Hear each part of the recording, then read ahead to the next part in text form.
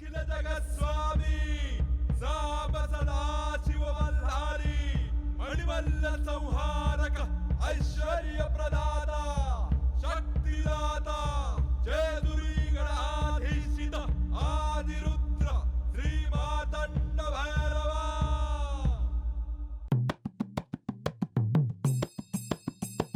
जय देवा जय देवा जय देवा जय देवा जय देवा जय शिव मार्तंडा।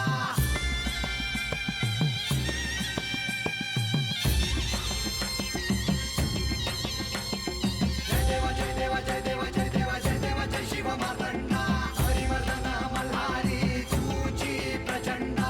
अगडतून नगारा सोन्याची जेजुरी देव गेले जेजुरा निळा घोडा। अगडतून नगारा सोन्याची जेजुरी देव गेले जेजुरा निळा घोडा। पाऊ में तोडा कमरी कर पटा बिहिर मस्तकी तुरा। खोबऱ्याचा कुटका भंडाऱ्याचा भडका बोल अहंकारा सदानंदाचा येळकोट। सदानंदाचा येळकोट। जय देवा जय देवा जय देवा जय देवा जय देवा जय शिव मार्तंडा। जय देवा जय देवा जय देवा जय देवा जय देवा जय शिव मार्तंडा। हरिवर्धन मल्हारी तुझी प्रचंडा। जय देवा जय देवा जय देवा जय देवा जय देवा जय शिव मार्तंडा। हरिवर्धन मल्हारी तुझी प्रचंडा।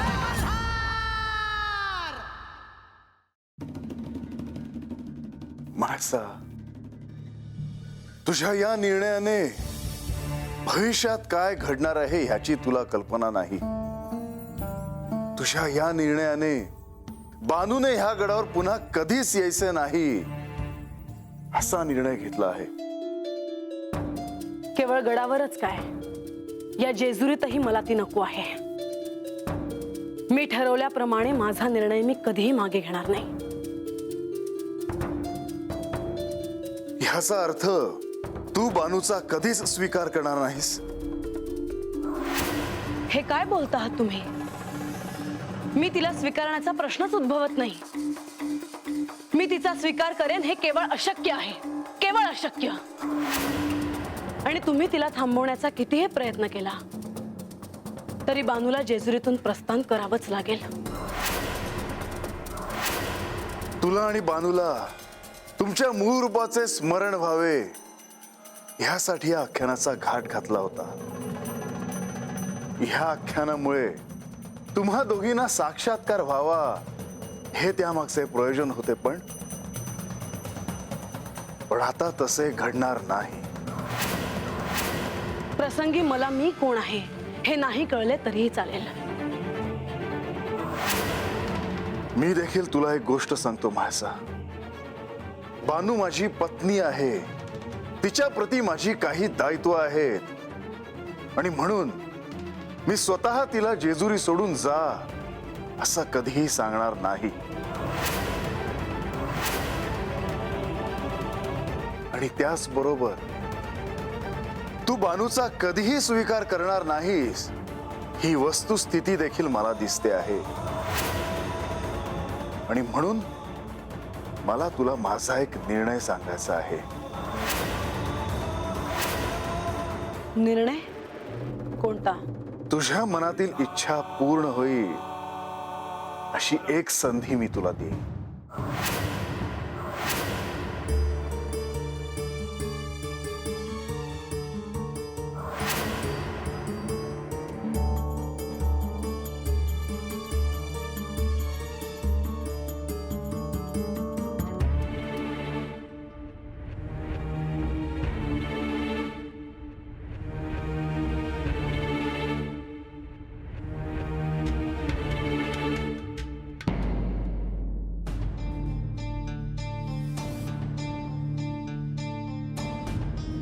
तुम्ही अजून जागेच आहात?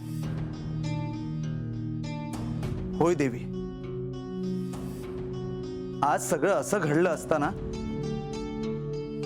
स्वस्थता ही कशी मिळेल? फार विचित्र परिस्थिती उद्भवली आहे। सगळं काही सुरळीत व्हावं असं वाटत होतं आणि शेवटी जे घडायचं होतं तेच घडलं। असं काहीतरी घडेल ह्याची आपल्याला कल्पना होतीच. त्यावर आपण ह्या आधीच काहीतरी करायला हवं होतं.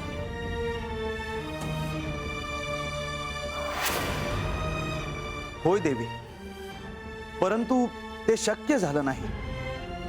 श्री म्हाळसा देवींनी बाणाईला जेजुरी सोडून जाण्यासाठी अखेर सांगितलंच. आतापर्यंत त्या केवळ श्री खंडेरायांना हे बोलून दाखवत होत्या, परंतु आज अचानक सगळ्यांसमक्ष त्यांनी असं सांगितल्यामुळे काय करावं हे तात्काळ सुचलंच नाही. आख्यानात आज जे घडलं ते योग्य घडलं नाही हे मला देखील जाणवत आहे. म्हाळसा देवींनी जो निर्णय घेतला आहे त्यामुळे आता सत्य कळायला आणि साक्षात्कार व्हायला आणखी विलंब होणार. केवळ तितकंच नव्हे देवी, श्री म्हाळसा देवींनी जो निर्णय घेतला आहे ते कार्य पार पाडण्याचं दायित्व त्यांनी माझ्यावर सोपवलं आहे. फार विकट अशा परिस्थितीला मला सामोरं जावं लागणार आहे. परंतु हे दायित्व त्यांनी तुमच्यावर ह्या राज्याचे प्रधान म्हणून सोपवलं आहे, बंधू म्हणून नाही. मान्य आहे देवी, परंतु मी बाणाईचा बंधू आहे आणि तिच्या प्रती जे दायित्व आहे ते मला पार पाडायचंच आहे. ही अशी परिस्थिती उद्भवेल याबद्दल खरं तर मला बानूला ह्या आधीच सावध करायचं होतं, परंतु ते होऊ शकलं नाही. जे घडलं ते घडलं. आता ह्यातून मार्ग काढायला पाहिजे आणि तो देखील तात्काळ.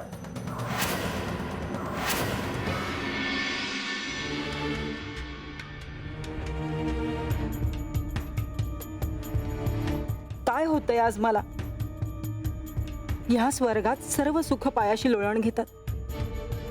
मला आजच असं अचानक अस्वस्थ का वाटतंय? काय झालंय असं अचानक? काहीतरी नको असं घडलंय आज नक्कीच, पण काय?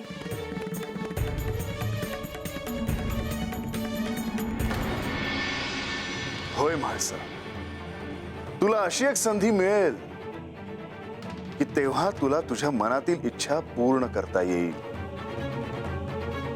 तुम्ही स्वतः असं काही वागाल ह्यावर माझा अजून विश्वास बसत नाहीये. मला हा निर्णय घ्यावा लागत आहे कारण तुझ्या प्रती आणि बानू प्रती एक पती म्हणून माझी काही कर्तव्य आहेत. म्हणजे बानू जेजुरी सोडून जाणार हे निश्चित आहे. जर तुला त्या संधीचा उपयोग करून घेता आला तरच, पण जर तुला ती संधी ओळखताच आली नाही तर मात्र बानू ह्या जेजुरीतून कधीही जाणार नाही. मला हे मान्य नाही. म्हाळसा, तुला हे मान्य करावंच लागेल. नक्की तुमचा काय हेतू आहे हे मला कळत नाही. तुम्ही कोणती संधी देणार आहात हे आधी मला सांगा, मग मी माझा निर्णय घेईन. ह्या क्षणी मी तुला काहीच सांगू शकत नाही. मी केवळ इतकंच सांगेन की माझ्याकडून तुला एक संधी मिळेल, पण जर तुला त्यात अपयश आले तर? नाही, ते शक्य नाही. मी असं घडू देणार नाही. मला जर अशी संधी दिली तर त्यात मला यश नक्कीच मिळेल. म्हाळसा, मी तुला केवळ इतकंच सांगेन की जर हे शक्य झालं तर तू काय करशील ह्याचा विचार कर.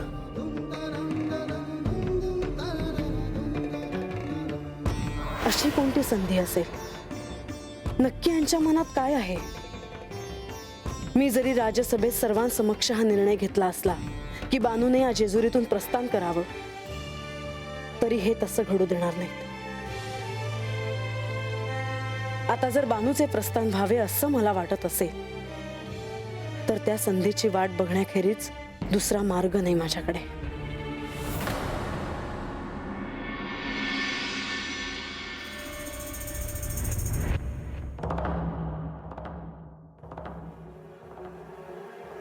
देवी, काय झालं? आपण काहीशा अस्वस्थ दिसता आहात. काही घडलंय का? तेच कळत नाहीये मला. कोणत्या तरी काळजीने भयंकर अस्वस्थ व्हायला झालंय मला. हुरहुर वाटते. साशंक व्हायला झालाय. पण देवी, असं का वाटतंय तुम्हाला?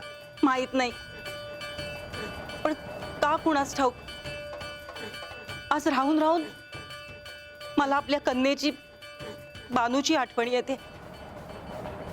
का कुणास ठाऊक असं वाटतंय की ती एकटी पडलीये.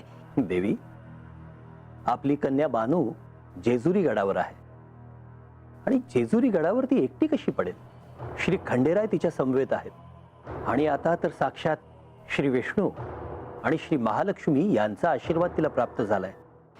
नाही, माझी ही अस्वस्थता केवळ आणि केवळ बानूमुळेच आहे. मला पक्क ठाऊक आहे की तिच्या बाबतीत काहीतरी घडलंय. नाही,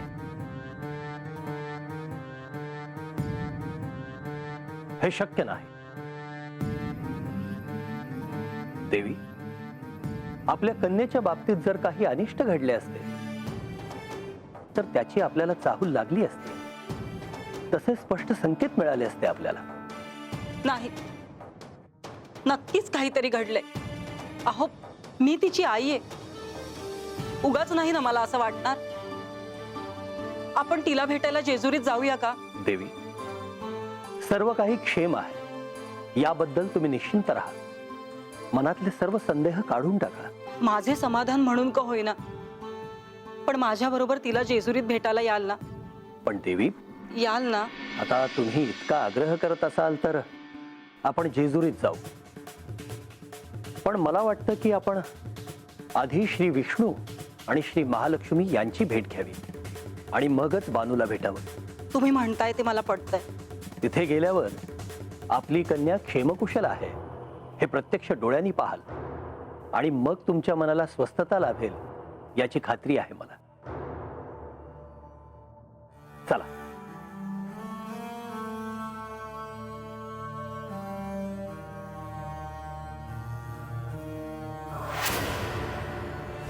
मगाशी तू आठवण करून दिलीस तू पहिल्यांदा जेजुरीत आल्याची. माझ्या आयुष्यातला सगळ्यात अशुभ दिवस होता तो. माझ्याकडे या सिंहासनाचा जो अधिकार आहे त्याचा उपयोग करून मी तुला आदेश देते की या जेजुरीतून माझ्या राज्यातून तू प्रस्थान कर, पुन्हा कधीही न येण्यासाठी.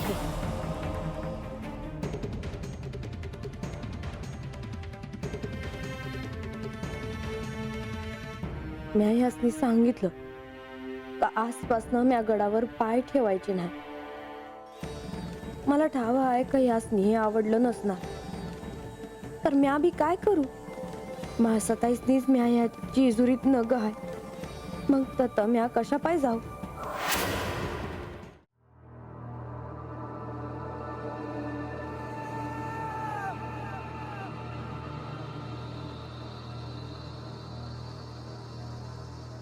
आज म्हाळसाताईंनी राजसभेत समद्यांमोर मला जायला सांगितलं. म्हाळसाताईंच्या रागामोर कोणी काय बी बोललं नाही. असं वाटलं का मी एकली पडले आहे, पण यांनी मला थांबवलं म्हणून थांबले. नाही तर ही बानू आज जेजुरीतच नसती. कुठं गेली असती, काय केलं असतं ठाव नाही.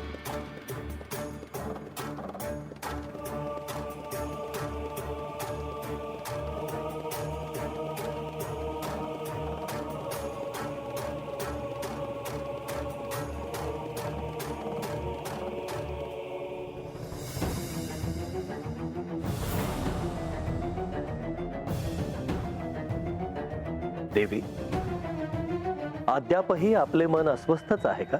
जोपर्यंत मी श्री विष्णू आणि श्री महालक्ष्मी यांची भेट घेत नाही, माझी बानू सुखरूप आहे की नाही हे स्वतःच्या डोळ्यांनी पाहत नाही, तोपर्यंत माझं मन हे असं अस्वस्थच राहणार.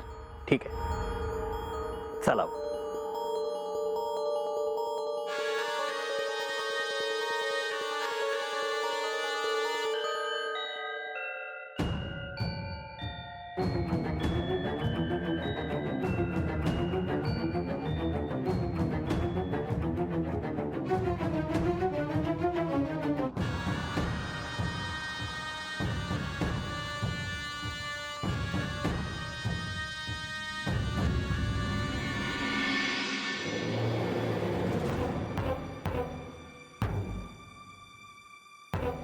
यावे देवेंद्र, या शचीदेवी.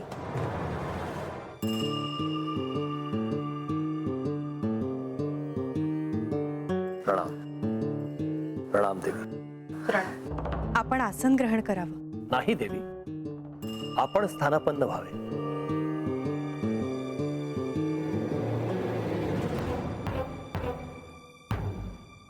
बस.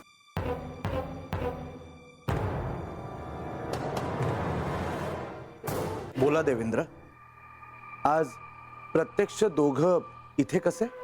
शचीला बानूची काळजी वाटत होती, म्हणून आम्ही इथे आलो. राज्यसभेत श्री म्हाळसा देवींनी बानूला जेजुरी सोडून जाण्यास सांगितलं.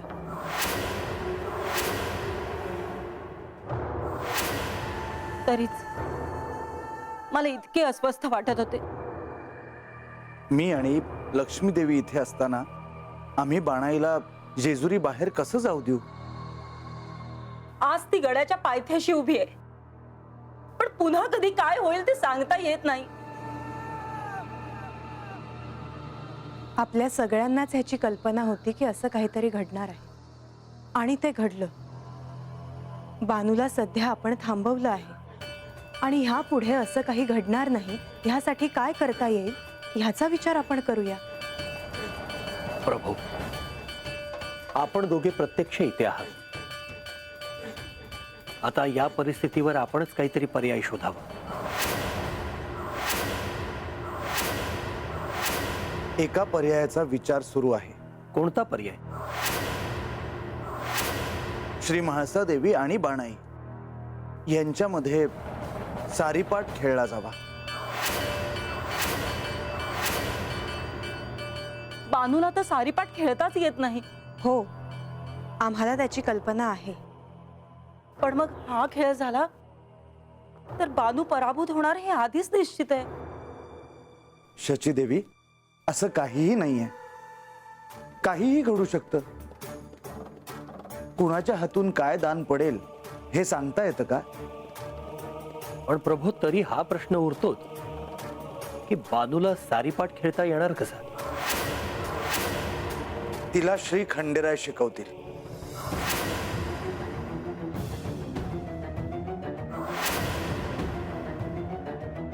चिंता नसावी. जे होईल ते श्री खंडेरायांच्या इच्छेनेच होईल. श्री म्हाळसा देवींनी बाणाईला जो जेजुरी सोडून देण्याचा आदेश दिलाय, त्यानंतर तिला थांबवून ठेवण्यासाठी असाच पर्याय हवा ज्यामुळे श्री म्हाळसा देवींना असं वाटेल की त्या सहज विजयी होऊ शकतात. पण श्री म्हाळसा देवी तयार झाल्या? नाही, ह्याविषयी अजून त्यांच्याशी बोलणं झालेलं नाही, परंतु ते होईलच. क्षमा असावी प्रभू, पण श्री म्हाळसा देवी इतक्या सहज तयार होतील असे वाटत नाही. त्या सारीपाटाला तयार होतील. पण म्हाळसा देवीने भर राज्यसभेत बानूचा असा अपमान करायला नको होता.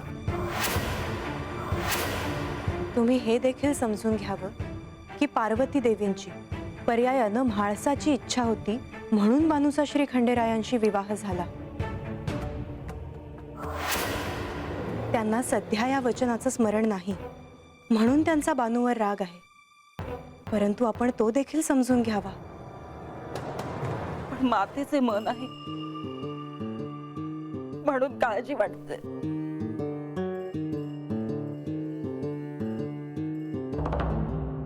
शचीदेवी, आम्ही आहोत तिची काळजी घ्यायला. प्रभू, आता आम्हाला आज्ञा असावी. देवेंद्र,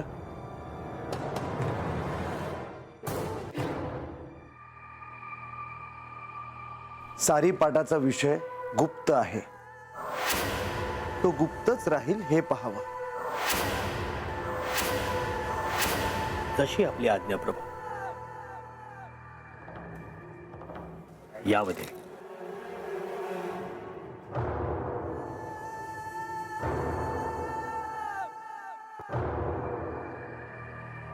आता आपल्यावरचं दायित्व अजूनच वाढलं आहे.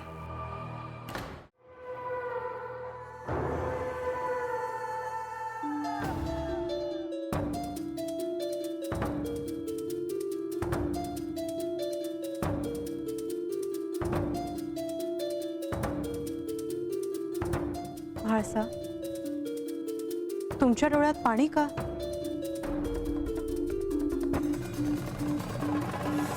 इतके प्रयत्न करूनही ती सवत माझ्या आयुष्यातून गेली नाहीच. हे देखील तिला थांबवायला तिच्या मागे गेले. मी काय करावं मला कळत नाहीये. असं वाटतंय काही संपत नाही तर स्वतःलाच संपून टाकू. म्हाळसा, असं करण्याचा विचार देखील करू नका. लोक तुमच्याकडे अत्यंत आदरानं बघतात, तुमचं अनुकरण करतात. अशा वेळी त्यांच्या समोर तुम्ही असं उदाहरण ठेवणार आहात का? ही कोंडी कशी फोडायची हा प्रश्न मला पडतो आहे. मी प्रयत्न केला की तिला एकदाचं काढून टाकायचं की सगळेच प्रश्न संपतील, पण नाही जमलं तसं. परंतु बानू अद्याप जेजुरीतून बाहेर गेली नाही, हे उत्तम झालं. देवी, तुम्ही असं म्हणता आहात? हो, तुम्हाला हे आवडणार नाही, परंतु तुम्ही हा विचार केला आहे का की जर श्री खंडेराय तिच्यासोबत निघून गेले असते तर तुम्ही काय केलं असतं?